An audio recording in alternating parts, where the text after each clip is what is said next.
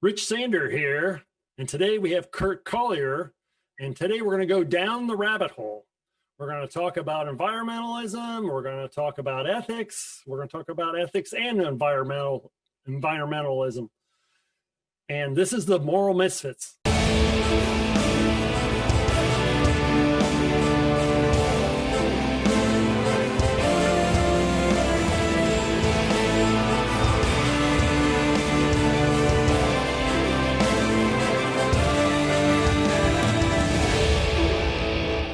So today we have Curt Collier from Groundwork USA. And how you doing, Curt? Hi, how are you? In a hotel room in Alabama right now. Well, it's good to see you. It's been a long time since we've seen each other face to face. I've been out of New York, and you've been out of New York working with your organization. And today's show is about the rabbit hole of what are the ethics and what are the right things to do in terms of environmentalism. And I think that when we were talking the other day about it, what really captured me was that it is not simple. And I think that people probably aren't thinking about it in the right context. And that's pretty much what you were talking about. And it's not as simple as just going and planting a tree and offsetting some carbon. It's not making sure that we're recycling correctly. I think it's certainly a lot more complex than that. And I want to talk to you about that. I want to see what you say. And I think the best way to do that is to kind of talk about the rabbit hole, going down this rabbit hole. Why is like not planting a tree just saying that that's enough, or recycling is enough, or buying electrical vehicles enough? They might be actions, but it might not be enough, and that there are certain ethical and moral points that we have to think about. And I want you to talk about that, because the rabbit hole is quite deep. Very deep. I think the best way I can encapsulate kind of how the great shift or the great aha moment happened to me. I had worked as an ethical culture leader for many, many years in the New York Society for Ethical Culture, the Riverdale Yonkers Society for Ethical Culture. And I thought about ethics of the environment. That's why I became more involved in it, wanted to actually devote more and more of my time to working for an environmental organization. So I left my pulpit at the Ethical Society and went to work for a national organization created by the National Park Service and EPA, which is where I am today. And I'll never forget, I was in a meeting with a coworker by the name of Anne Megaran. Anne is kind of a curmudgeon. She was one of those prickly characters, and I adored her. She could really just shred you, and I think I found that, and people would be turned off. I found it endearing. But we were in a meeting once, and she could be withering on occasion. And we were trying to think about this grant about planting trees and about increasing the canopy. And I, was basically thinking of what a good thing that would be to do. Let's take, get everybody in the community involved, and let's go out and plant trees. And, that might be a way to get more of the community involved in the environment. And she turned to us and turned to me and said, "That's the dumbest idea I've ever heard." And of course, I was like shocked by her, I've heard people say that, but not really to my face. And so I was listening to Anne talk, and she said, "Who's going to take care of the trees? What kind of tree are you going to plant? Is that tree in the right location? Who's going to care for that tree? What's in the soil?" And what Anne basically helped me to understand is you don't plant trees, you plant ecosystems. You plant, I thought of planting, the act of planting a tree is a good thing. And that's the mistake we always make, is we think of it in terms of what is good for the human. It's good that we go out and plant trees, and as these isolated beings that don't need anything else, kind of like us, and at least how we think about ourselves. And she wanted me to think more in terms of how things are connected together. How's that tree going to interact with the other trees growing in the area? What's in the soil? Who is actually going to care for this tree? And is it the right tree at the right place? And do we need to plant a tree in every location? And so it's really to think like a naturalist. And she really is the one that got me started on that. And it's a lesson I've always returned. In fact, when people say I'm going to go plant a tree, I said, "Don't. It's the dumbest idea I've heard." And they all look at me. I said, "Let's plant an ecosystem." And Well, it's just to kind of reframe ourselves how things are connected together. and I remember recently seeing a documentary where they were talking about farming and regenerative farming or something like that, that it was, let's get away from these mono crops like corn to feed cattle in a feedlot.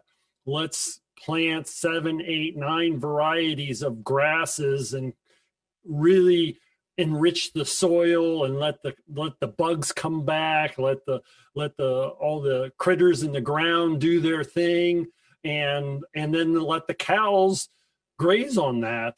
And so I remember traveling around the United States and seeing lots of farmland, but also in the West, just seeing just mountains full of the same kind of trees, and thinking that, you know, that all got wiped out by the pine beetle because, one, there's not that many varieties of trees out there. And it's like, we're destroying a good chunk of the environment and we're not really thinking about the ecosystem like you're talking about. And it's like, well, what really is that solution? How does that really come about? How do you start thinking about all those things that you need to think about? Well, the first thing I think is to realize how much we've damaged the environment. I usually don't start there because you give more people more depressing news and it puts them in a bad place. And when people are actually in a bad place environmentally, they're less likely to act. I'd rather put people in a good place. But it's true, you know, we have 8% of the forest we used to have in the United States. We have 1.5% of the prairie that we used to have in the United States. 2.5% left of our marshland. So we've dammed most of the rivers. We've had a tremendous damage to our environment. And so even those good acts that you were talking about, my agriculture professor back in college would say, and hence starvation is inevitable, thinking about how much we have damaged the environment. But I would want people to do those things, and those are good things. Once again, the word good things to do, but we have to think a little bit broader than that and how things are connected. Certainly in certain areas, we need to, given where we are now, use types of farming that I hope in the future we would not use, but we have to, given to where we are. The soil is lifeless.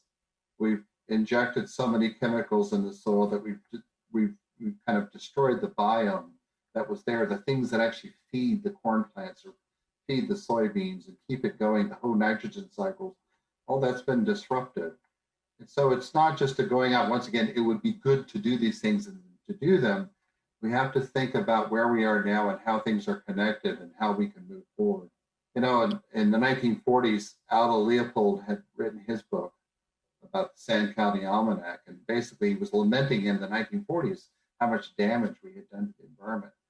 And in that book, what he was basically saying to us is we don't feel bad about those things anymore. It's not shocking. We're not tearing our hair out because we've done these things. We just feel somewhat disconnected to it.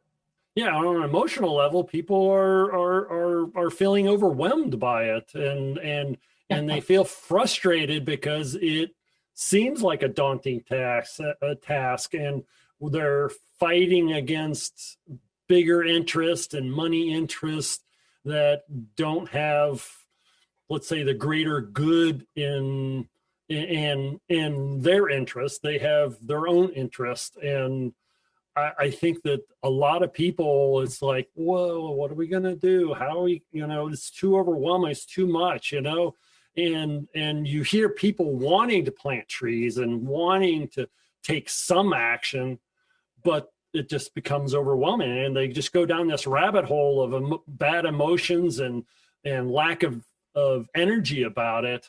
And I think that, on an ethical point, that there are some big systemic problems kind of before you even get to that problem. Yeah, I mean, in 1942, 48% of Americans were involved in agriculture. Last year it was 0.5%. I think actually it's gone up to almost 1% back in agriculture because all those people are in Brooklyn making kale chips. So things have gotten much better, but only 1% of America is involved in agriculture.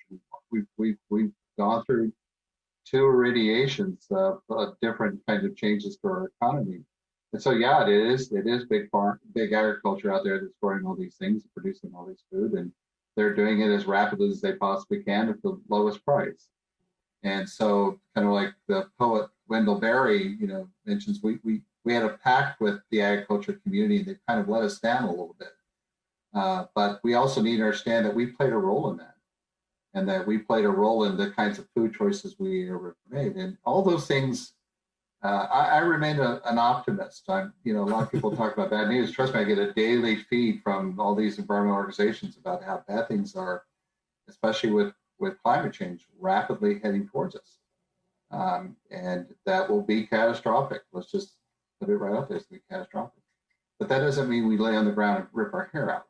Yeah. So there are things we can do, and there are things that we need to be doing now. First thing we do is we need to reimagine how we think about the environment. And what are those things that in terms of reimagining the environment that people would say, oh, what Curt is saying is smart, it's interesting, but how do I, as I'm a voter, I consume things, with business and stuff. But how would a person start to wrap their emotional head around, these kind of changes? Because it is daunting, just to go to the grocery store and you see regular produce and you see organic produce, you see local produce, and they're having to make economic choices there with their food. And to go to the chips aisle, and there's an entire aisle of the grocery store with fast food chips of all kinds of varieties, and the other side of the aisle is all soda with corn syrup in it. Those are two aisles that should not exist. You go to Europe, they have a little section of soda, no corn syrup. That's not allowed in Europe. Is it the point where we have to say, we need regulation? We need our government to step in and really make these systemic changes? Or does it start with the person? Well, a lot of things we do are daunting. I mean, raising teenagers, I know, is a daunting task. Voting in America is a daunting task. We do very hard things all the time. And people say, well, I can't do the environment. They give up. I'm like, you're raising a teenage daughter. Trust me, that's pretty hard to do.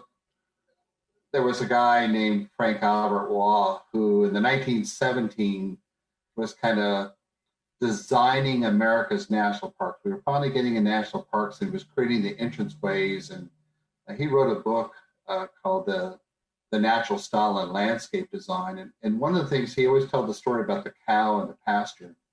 And if a cow is in a pasture, the cow sees the grass, it knows it needs food, it sees the water because it knows something to drink, and it sees the tree because there's some cool shade in the afternoon and things like that. The cow can look at nature and know what it needs and can see it in nature. And he asked the question, when we look at nature, what is it that we need and what is it that we see? We've kind of lost our relationship with nature. I have a lot of young adults I work with. That's what I do all day long, practically, is work with young people in conservation across America. And a lot of them are about tethered to the length of the cord, from their cell phones to wherever their house is. That's about as far as they've ever been outside. And we're actually diminishing our time. We're at kind of a crisis. We've lost that connection. We're no longer in a relationship with nature. John Burroughs, back in the 1870s, when he was writing all his books on naturalism, said you have to think of nature like a lover. You had to. He had this big argument back in the time in all the newspapers with him and Jack London, of Call of the Wild. And he said he hated, the Call of the Wild and Nanook of the North and those kinds of stories because the animals in them were nothing more than personifications of human beings. They had motives, they had rage and revenge. Oh, yeah. And he said, even back in the 1870s, he said, that's not what those animals are like at all. And only people who, he hated those things, and he really wanted people to go out in nature and see it as it is. And that's the first thing we need to do, is just open our eyes and look at nature, not as we imagine it to be, not as we think it should be, not some romanticized notion, but actually be able to walk outside and look at it and tell me what you see. And a lot of people say it looks pretty green. You know, Westchester County, just above New York City, is a pretty green place to look. And then I look and I go, well, that's true, but that tree doesn't belong here. That species, that's grass, this thing, these plants, they're all invasives. And so you have to just not only look at it with the eyes of a lover, John Burroughs said, but then you have to sit down and listen to nature and look at things and say, well, why isn't anything eating this plant? What's really going on here? And I think that's the first thing we have to overcome, is our connection with nature that's been broken. And we're trying to talk about all these fixes that you just rattled off that I read books on and hear people pontificate on quite a bit, and they're all great ideas.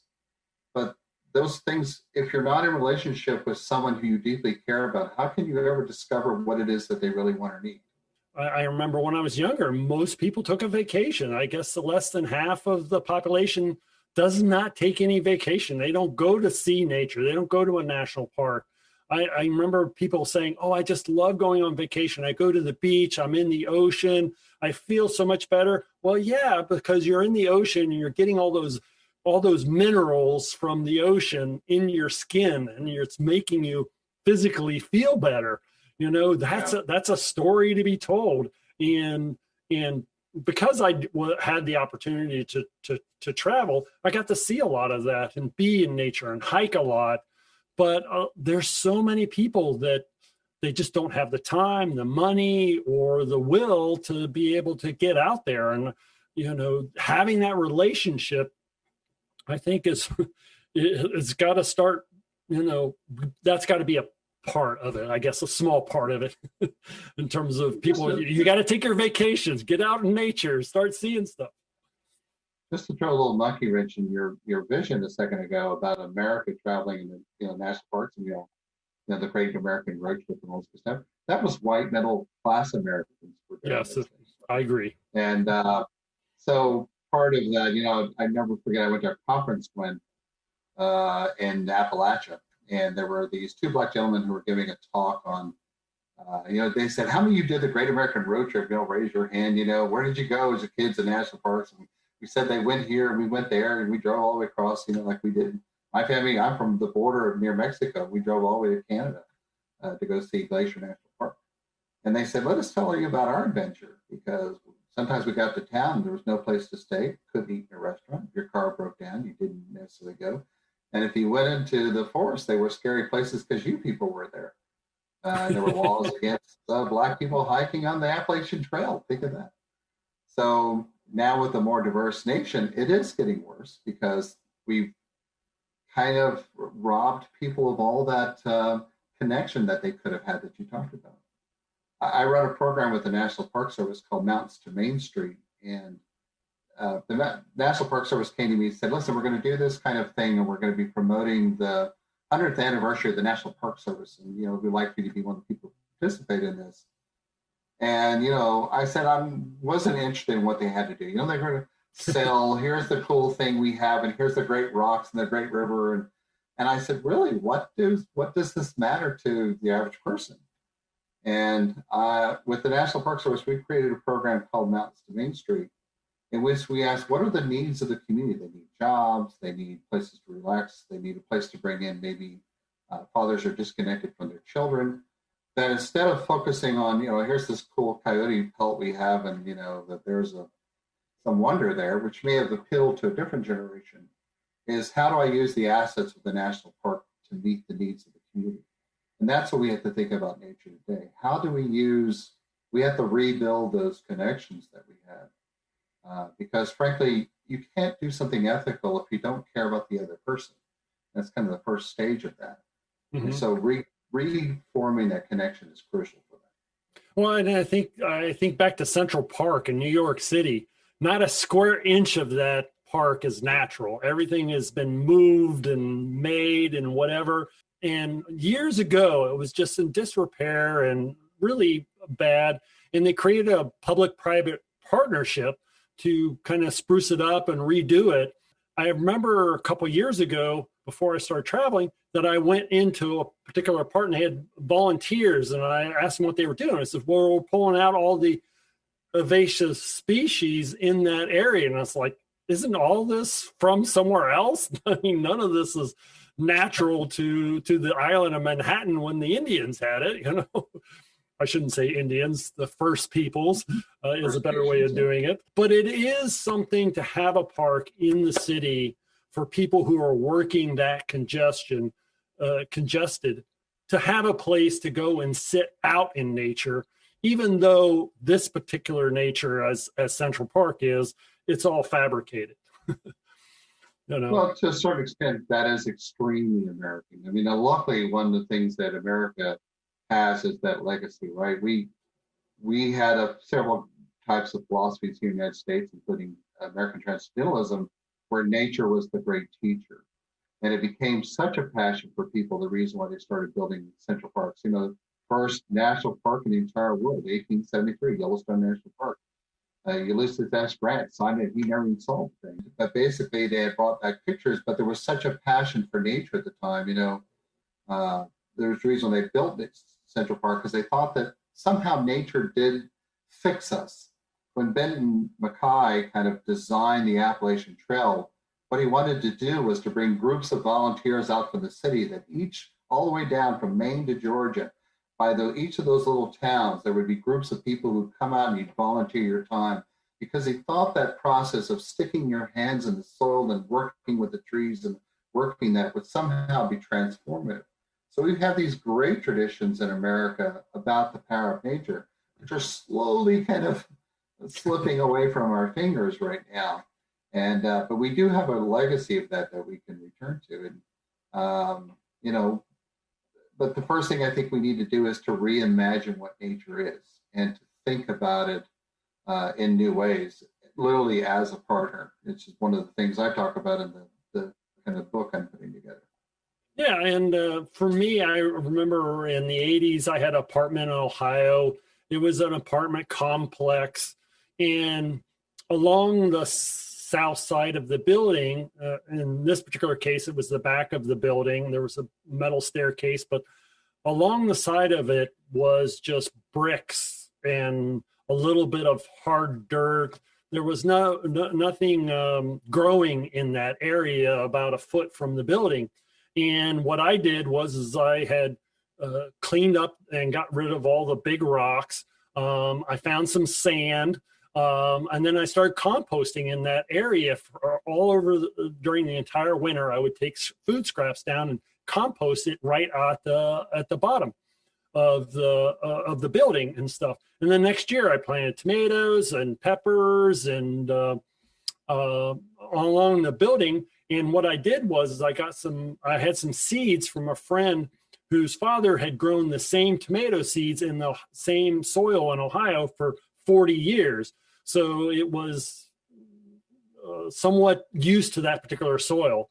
And I didn't buy seeds from the store. I got them from a friend, and I used those, and they were 8 foot tall and huge, 5.5 inch beefsteak tomatoes. I had some other tomatoes too, but it was just so juicy, so tasty. And all I did was a little strip behind my apartment that was literally being used for nothing and looked terrible. And all the neighbors started commenting on them. I started giving them and letting them taste what a homegrown tomato is, because most of them never tasted a homegrown tomato in their life. They didn't know what that meant. And, I thought that as a little way at the time to, for me to connect to nature and to grow my own food. But since then, it's been very difficult. I move a lot, have been moving a lot. I worked a lot. I worked one job for 8.5 years, 60, 80 hours of work. I went to another job for 10 years and worked 60, 80 hours a week for 10 years. There is the ethical problem, I think, of what people are spending their time doing, and working so much, I think, is a problem. And that's one of the things I wanted to get back to nature and travel and see the world. And you talked about the climate change. It's like, I wanted to see the coast of Nova Scotia and Canada, because probably the next time I get up there, it's going to be higher and it's not going to look the same. And I think that that's a huge shame, but it should be a wake-up call for everybody to say, hey, okay, things are going to change, probably not for the better, but we have an opportunity. The thing that I'm focusing on is how do you build that connection between urban audiences, particular to the work I do, and the natural world. And it's a daunting challenge. And part of that is that, for me, I'm the National Youth Program Director, is how do you grow someone into a conservationist? If when they were young kids, they were told, don't sit on the ground because it's dirty and it's got lead in it. Like most American soils do, don't dig in the dirt, it's dirty. Don't swim in that river, you're going to grow a third eye. We've cut off the disconnection to green spaces in a lot of places. And so for many young adults, the natural world is simply not on their radar. And so people come to me and say, oh, yeah, you need to make these kids into naturalists. And I look at a lot of the times the programs and what they're doing out there, and they're turning the kids into nature tourists, which is basically putting them in air-conditioned buses, driving them out to somewhere in the country. They'll sit there, swat bugs for a while and look about the trees and learn something about rivers and why we need to save this, and put them back in the bus and go back into the city.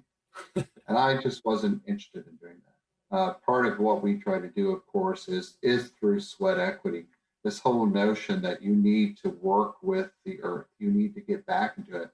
We do use our urban agriculture as a way to talk about. We use raised boxes because the soil in most American cities is contaminated and you shouldn't be planting on the ground. So we use raised boxes in dense urban environments. But urban agriculture is one way, but most of what I do is to take the youth also outside of the environment occasionally and work with nature to help youth to understand nature. Aldo Leopold, who wrote the St. County Almanac I mentioned earlier, he said, who would make the better conservationist, the hunter, or someone who just likes to go out and be in nature in awe and draw pictures and a lover of the park? Who would make the better conservationist? And for him, it was the hunter. The hunter studies the movement of the animals, where the animal feeds, what they want and what they need. It's not this one way, oh my God, this is just so beautiful, I'm so connected to it. Unless you're actually working with nature, like Cornelius do, you really can't understand it. It cannot be something you can do from an air-conditioned bus or from the window of your car. It's not about appreciation. You don't understand something simply through appreciation. You understand, just like in a relationship, in a marriage, or anything else in your family, you do it by that give and take that has to happen. And that's the first step that we have to do, is to return in America to the give and take between those two things that we've gotten connected to.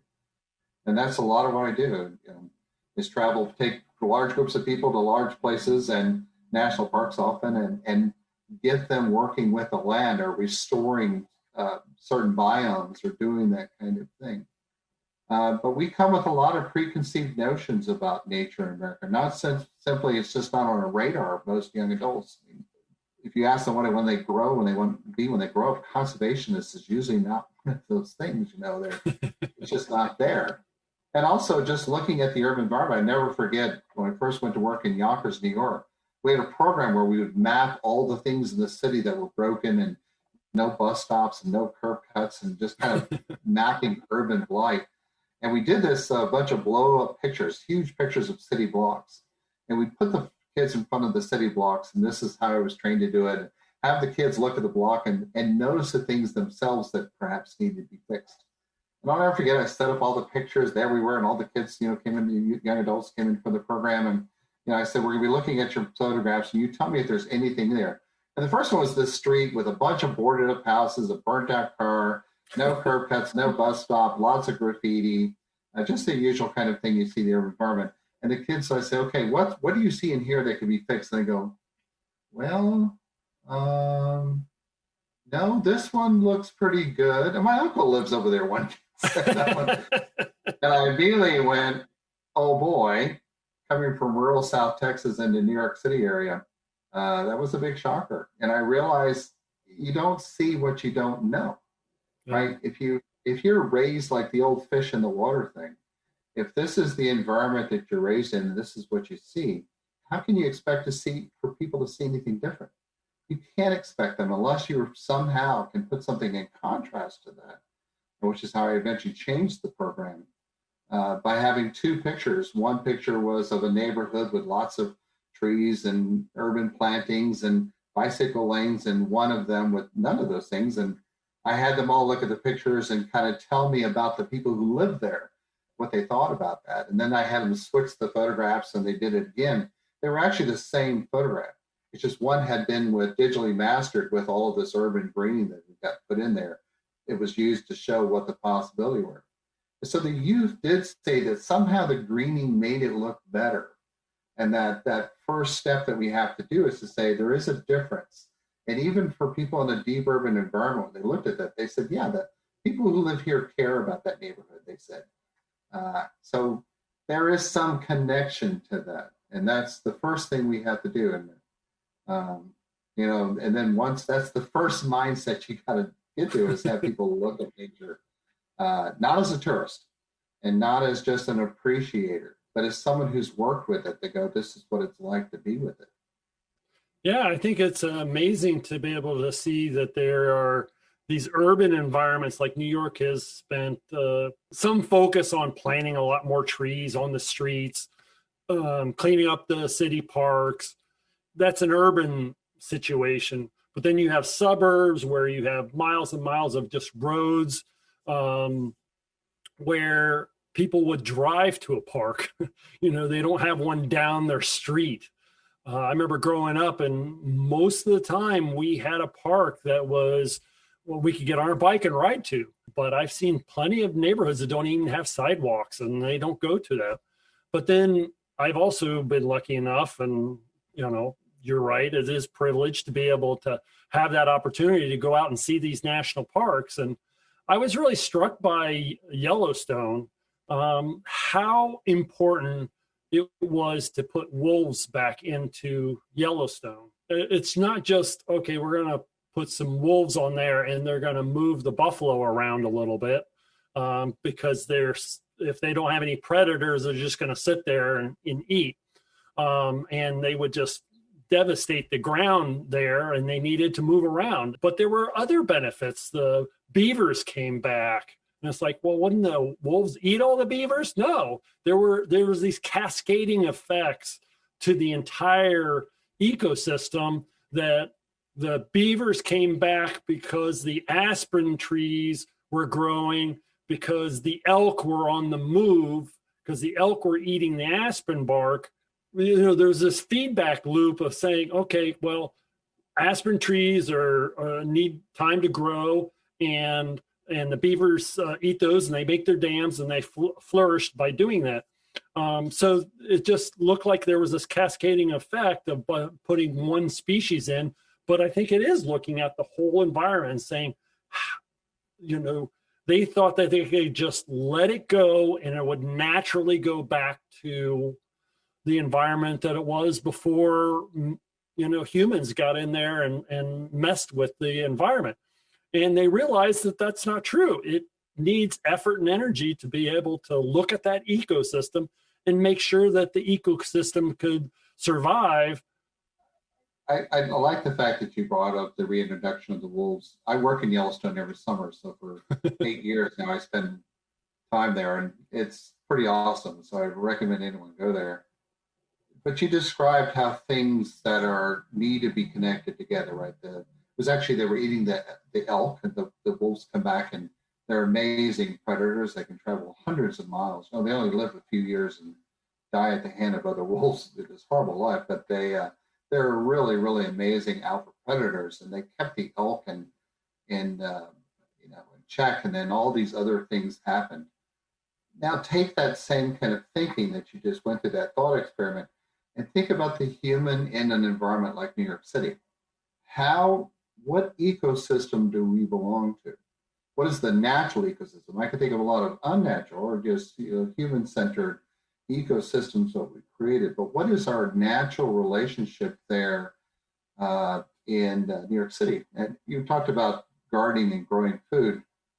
If you think of the food markets there in New York City, when I was working with USDA grants, 2% of the agriculture that comes into New York City, 2%, is grown in the tri-state region of New York, New Jersey, and Connecticut, 2%.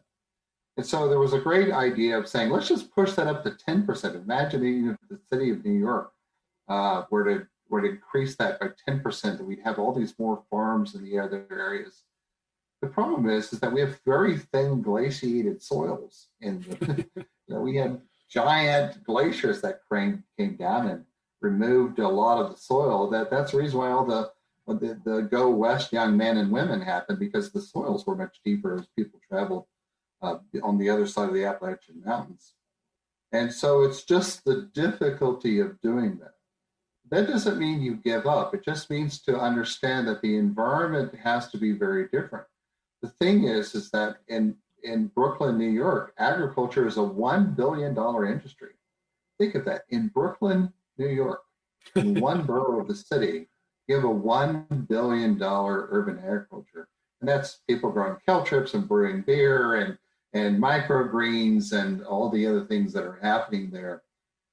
We have to reimagine our ecosystem in the urban environment. The city of the future is not just, it is people recycling and it is these things, but it's also that we've reimagined the way that the cities even work, the way we commute, the way we the way we get our food, all those things in which nature is a partner. We tend to think very human-centric, that we need to do this and we need to do that. And our biggest partner is just kind of sitting there with their hands folded and looking at us like, what about us? What about the rest of being? Sometimes I kind of chuckle, like we have all these great debates and we hear all these things that humans are doing. I want to raise my hand and say, what about the rest of being? What does it think about these things? And there are ways around that. We can grow a lot of food in an urban environment, but we can also create the natural in the city. And most people don't think that's possible, but they're not multiple environments. There's not the environment of Yellowstone and the environment of the West. There's one environment in the United States, and we're all connected to it. We just kind of, there are very intelligent ways to bring all those things back together in connection. Well, and it comes from, the city code and the architecture, and all those people have to be involved in that particular process.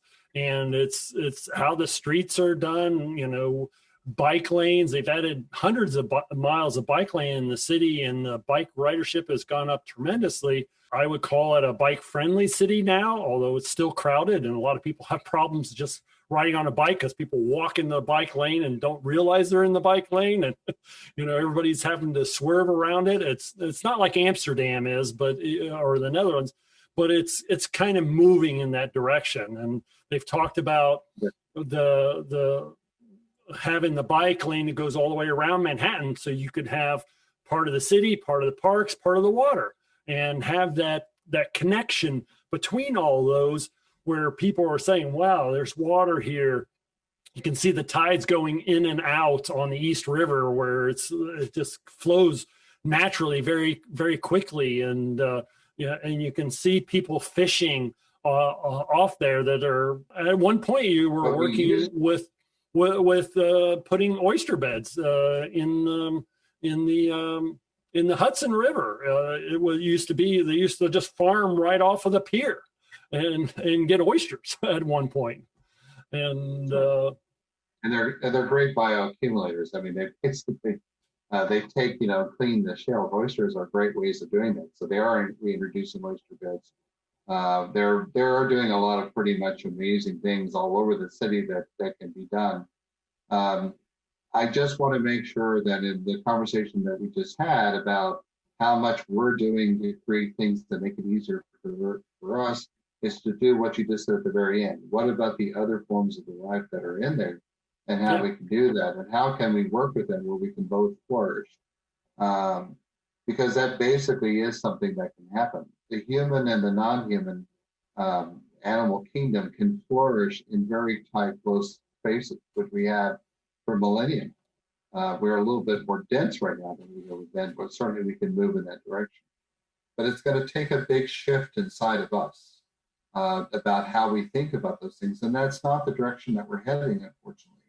We tend to think very still what's called anthropocentric rather than biocentric, which is to think about how we are a part of the web of life, as Aldo Leopold called it, and not just designing things to meet our needs.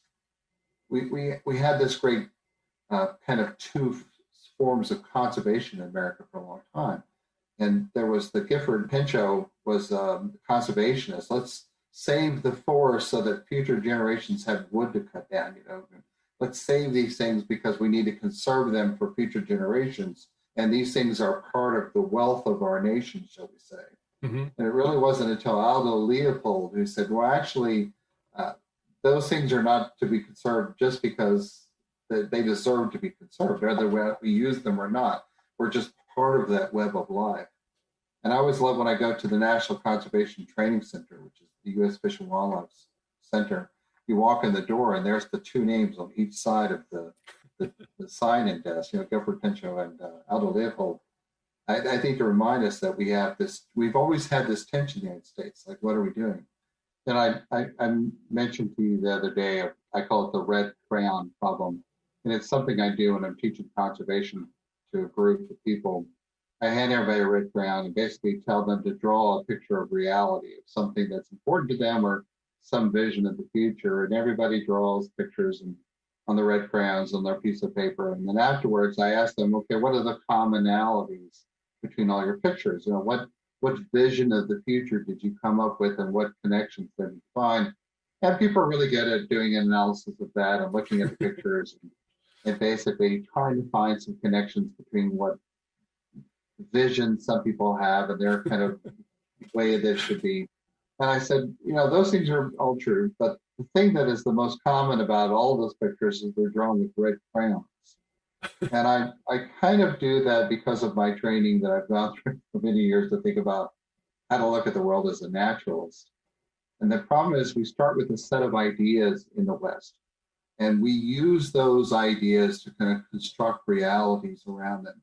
And then we look at those realities and we may argue on the differences, but there are some very fundamental similarities in the West, the way we drew that image.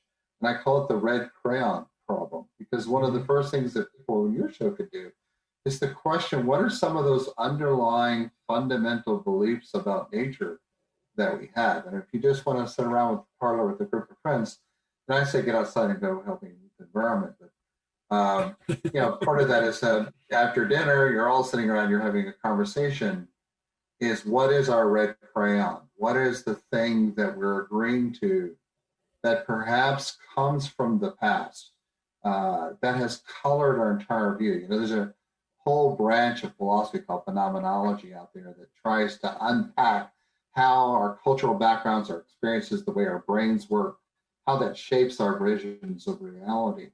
And in the West, we take very kind of fundamental building blocks of ideas and we construct our realities. And some of that needs to be deconstructed, as some of the philosophers would say, about how we look to that. And it's certainly true of nature.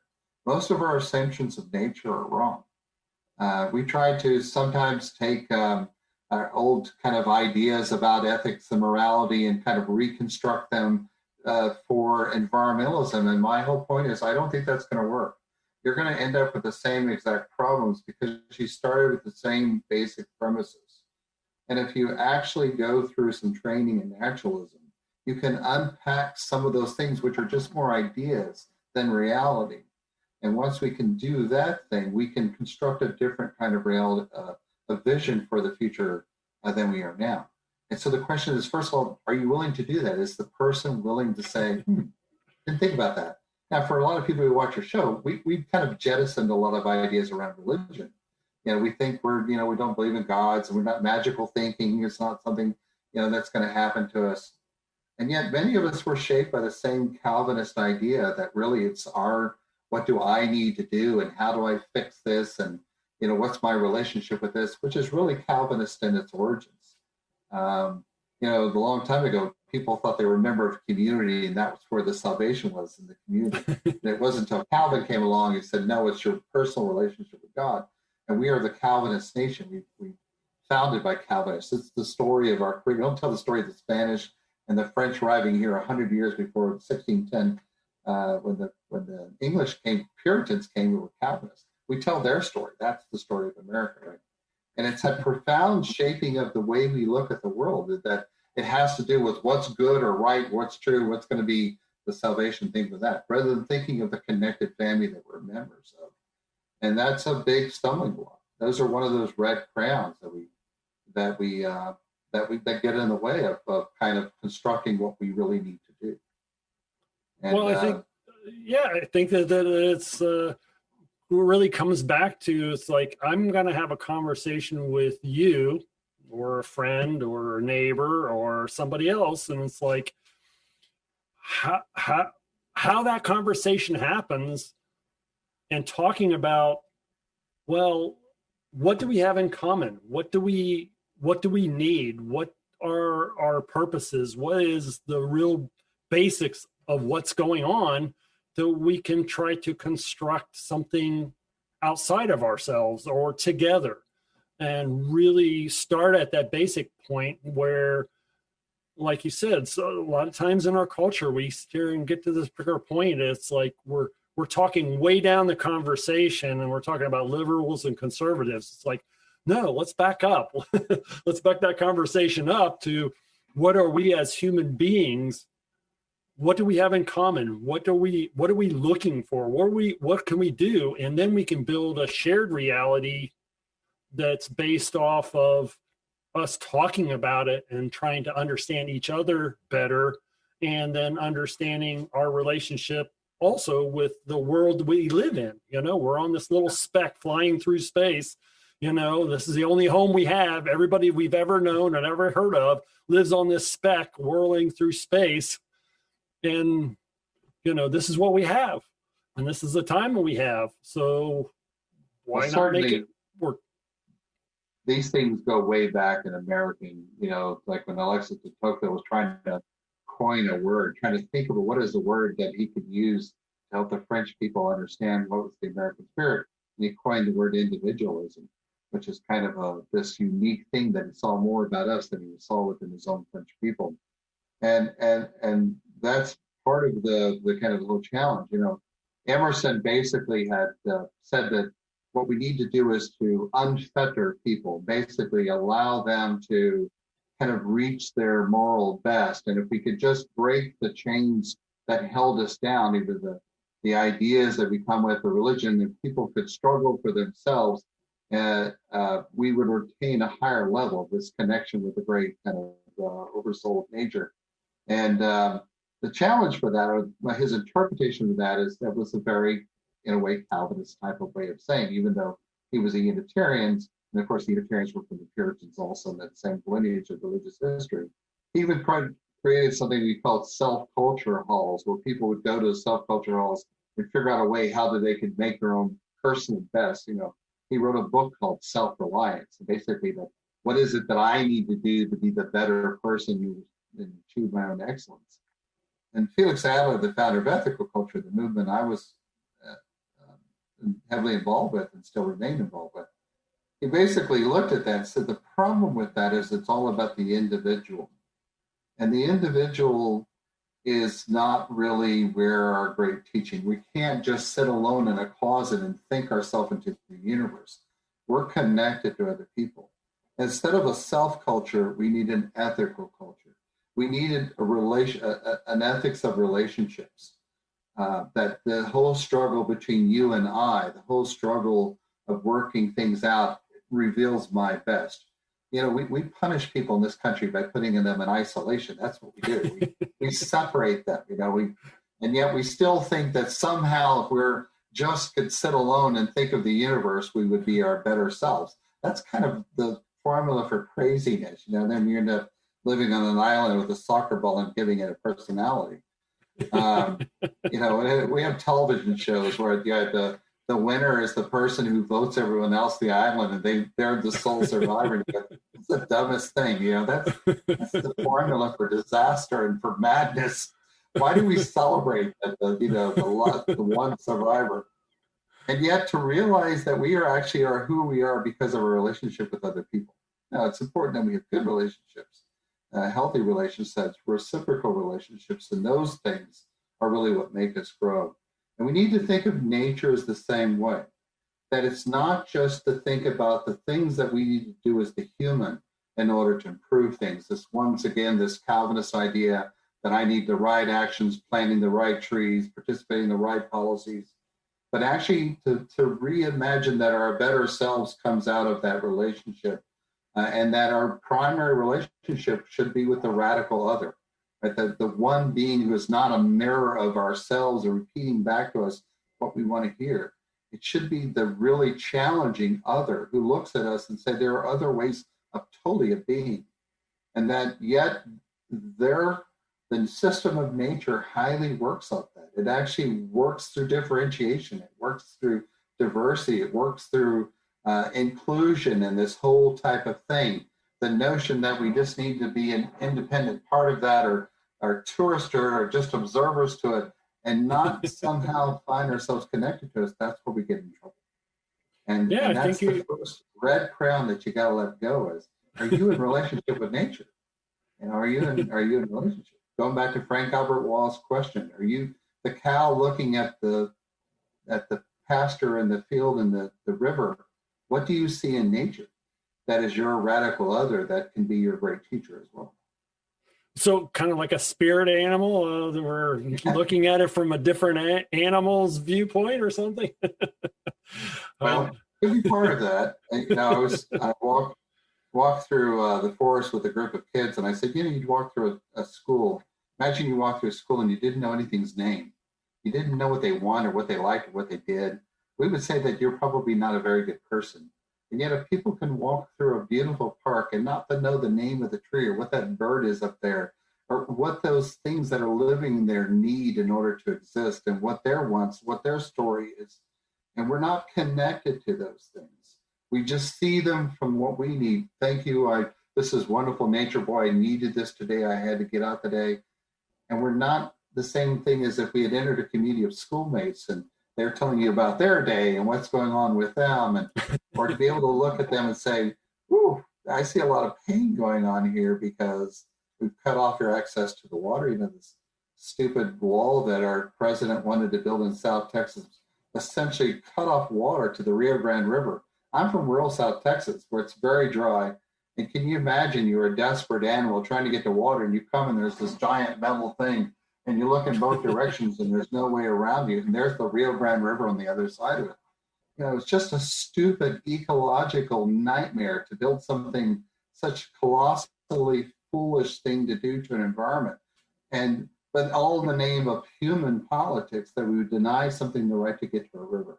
And that's the kind of at the craziest end of the spectrum, but it's the same thing walking through nature and not knowing one thing about that species of flower that you just got there, not knowing what we call it in its name or what it wants to tell you about itself. And that's what we need to recapture.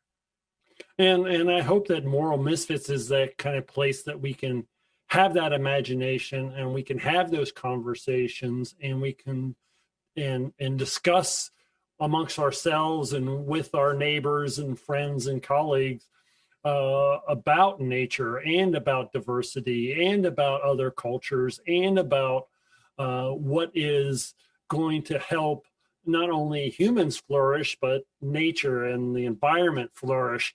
And if we have them as a partner, like you said, I think that's something that's not talked about.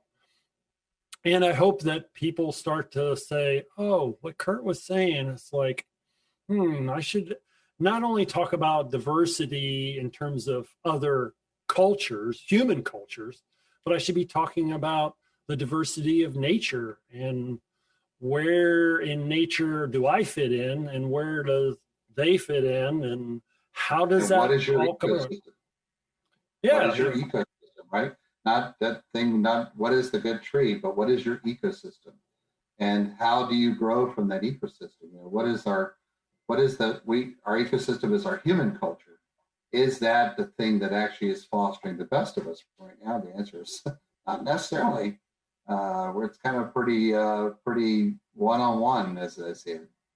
Well, as Elon Musk had put it, putting all this carbon from Precambrian Earth into the environment now is the stupidest experiment ever.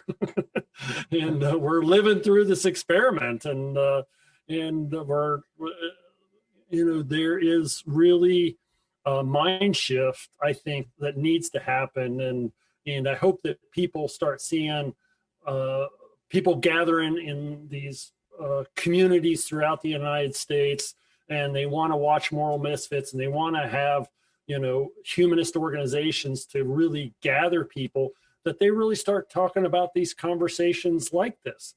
That's one of the reasons why I wanted to do this was, and to do the show with you, but also the show in general, is I want people to have these conversations.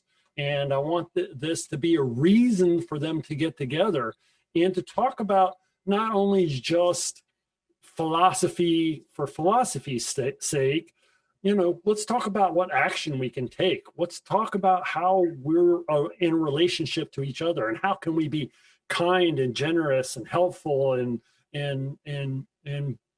listen and understand and be empathetic to other people. Those are things that we need to start to do so we can do those things and we can have deeper conversations about our environment. And I'm hoping that they do that. And I want to thank you for being on the show today. And you've given a lot of food for thought, so to speak.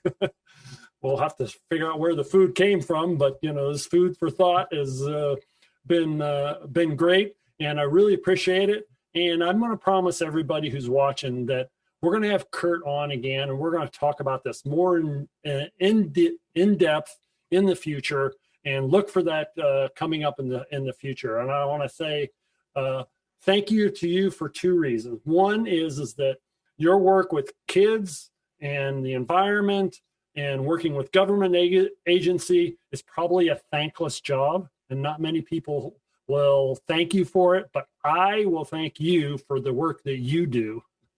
So I want to say thank you that way, and I also want to say thank you for being on the show today, and really appreciate it. It was very interesting to me. Well, thank you, and I love the premise of the Moral Misfits, that we're supposed to get together because we are the relational being. That's where our strength is, and let's use that to our advantage. And thanks, and this has been Moral Misfits.